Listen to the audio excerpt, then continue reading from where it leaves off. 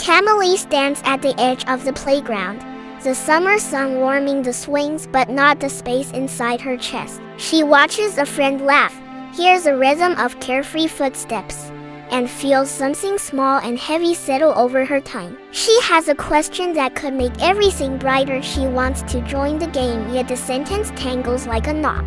Every smile from the swing feels like a gentle invitation, and every step toward it feels enormous. For a moment, the world is wide and the words are tiny. This is a place where courage begins, right on the edge, where you can almost feel the first syllable trembling inside.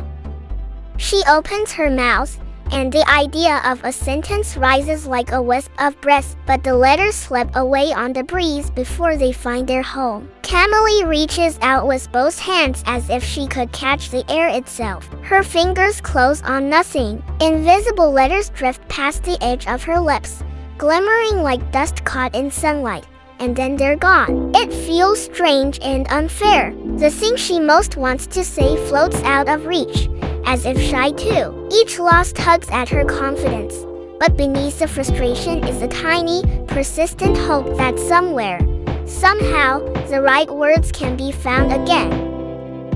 Camellie breathes in. Her heartbeat answers like a small drumbeat beneath her ribs. She can almost see it, a warm pulse of light at the center of her chest. Each beat is a rhythm, a little permission to try again. The world narrows to the clasp of her satchel and the hopeful weight of what she wants to say. Her hands tremble, then steady. She counts the seconds between inhales. In that quiet space, she discovers something simple.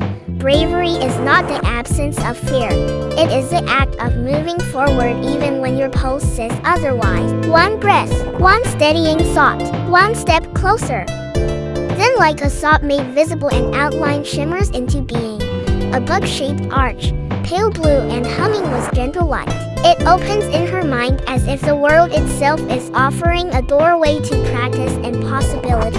Camellie's eyes widen. The playground edges blur and a new sky of pages begins to appear. The arch feels like a promise, not that everything will be easy, but that lost things can sometimes be found in unexpected places. Tippie's tail gives a little wag beside her, and for the first time in a while the hesitation loosens just enough to let curiosity in. She steps forward, and the bright, familiar world of sunlight and swings dissolves into a swirl of paper and possibilities. Pages float like leaves, and each one hums with stories and syllables that almost remember themselves. Tippie bounds after her, fearless and cheerful, the small anchor of home that makes this strange place feel less scary. The pull through the arch is gentle, a pull down of color and sound, and Camellie feels both small and brave at once. This is a place between I can't and I'll try, where imagination shapes the tools she needs to find her missing words. Tall shelves rise like quiet giants, rows upon rows of stories stretching beyond sight. Each footstep echoes, and the sound floats back with a soft rustle of loose pages. This hall of echoes seems to hold every unfinished sentence and every swallowed hello. The atmosphere is hushed and reverent and a little overwhelming. Camellie looks up and feels very small in the face of so many words, but the space itself seems patient, as if the bugs are simply waiting for hands to tidy them again. With Tippie by her side, the echoes feel less lonely, and each echo becomes an invitation to listen close. And then the library breathes. Books loosen from their places and tumble in slow, graceful arcs. Pages detach and float upward like butterflies, letters scattering like stars. For a moment, the hall seems alive, unsettled but not dangerous. The spectacle is beautiful and a little frightening, because every falling book feels like a thought lost mid-sentence. Camellie gasps, not in fear but in wonder. She's witnessing what happens when words have nowhere to settle. It's messy, it's confusing, and it makes clear what must be done. The words need finding, not forcing. A single page comes into focus. Letters left off like golden motes, twinkling and weightless, drifting away as if to hide. Camellie's face reflects in the page's shine, worried, earnest, small, and in that mirrored glance she sees how much these tiny things matter. Each letter is not just a shape but a feeling, the warmth of a smile, the gentle invitation of a question, the brave sound of a first hello. Watching them float, she understands that words are fragile when left alone, but they gain their power when someone gathers them with care. Tippie noses around with quiet determination until he finds it, a quill, faintly glowing, lying among scattered pages. He noses it toward Camellie as if to say, "Here, this might help." The quill's light is gentle and kind, like a lantern left on a doorstep. Tippie's eyes say everything he needs to. He trusts her, and he believes she can do this. Sometimes courage appears not as flashing banners, but as a small, shining tool and a loyal friend who refuses to leave your side. With a quill between them, hope feels possible.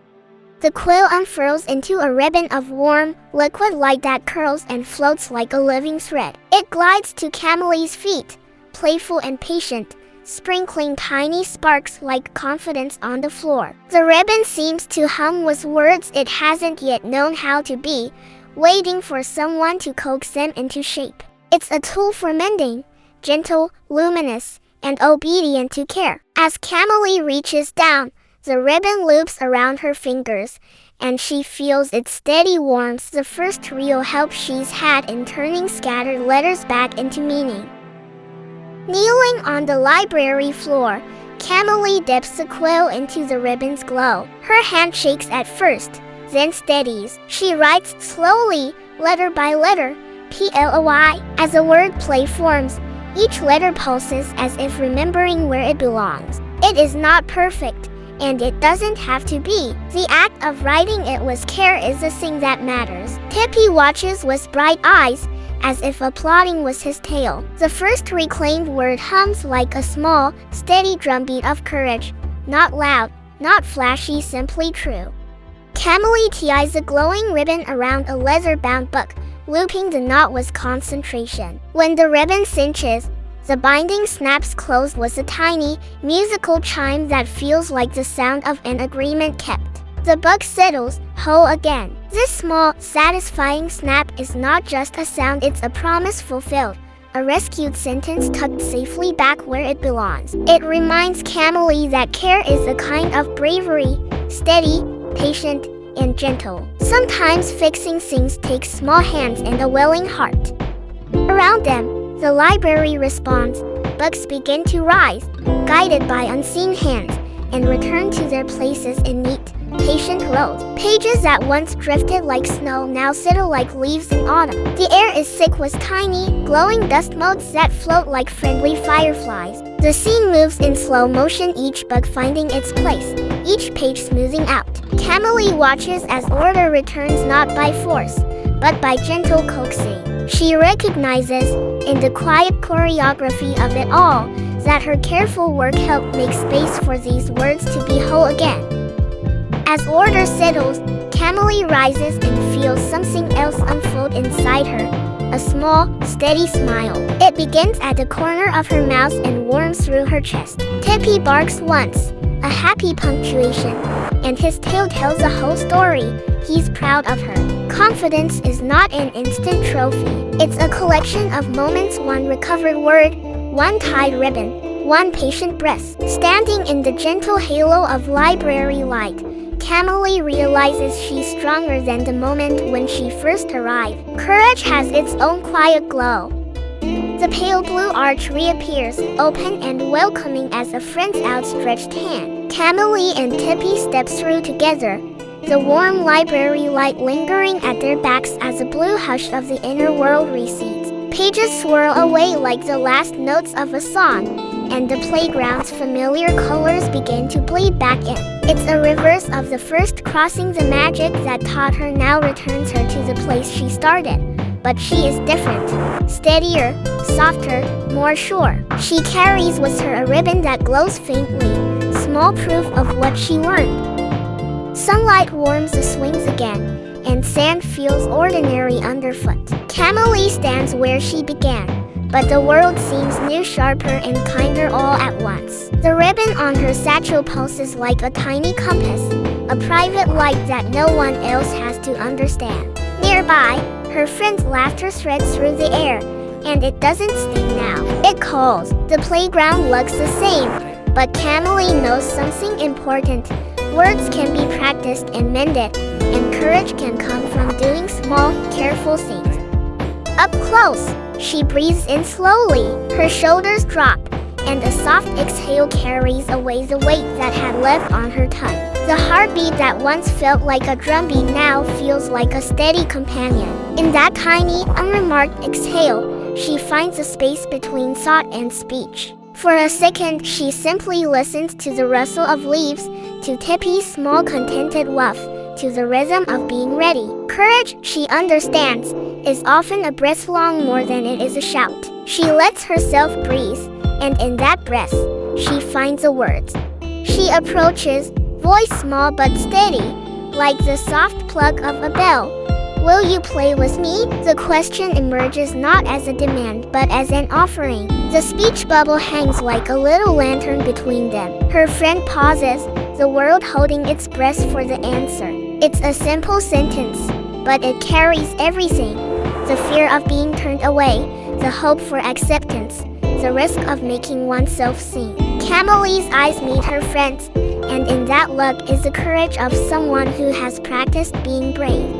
The friend's face brightens in a way that makes Camellie's own smile unfold like a flower. Yes, she nods, enthusiasm spilling out in a laugh that fills the playground. She reaches her hand, and the small clasp of their palms is a quiet, perfect celebration. The warm backlight wraps them both. The world feels buffered by kindness. In that instant, what was hard becomes ordinary, two children deciding to play. Camellie beams not because the danger was great, but because she tried, and the attempt was met with welcome.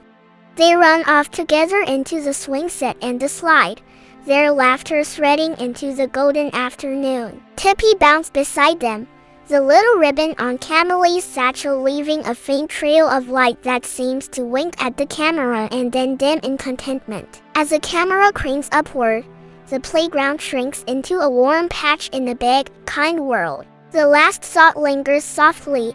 Finding the right words sometimes takes time, and that's okay. Each word you bravely recover becomes stronger when shared. So ask, try, and keep practicing because your voice matters, and the world will be brighter for it.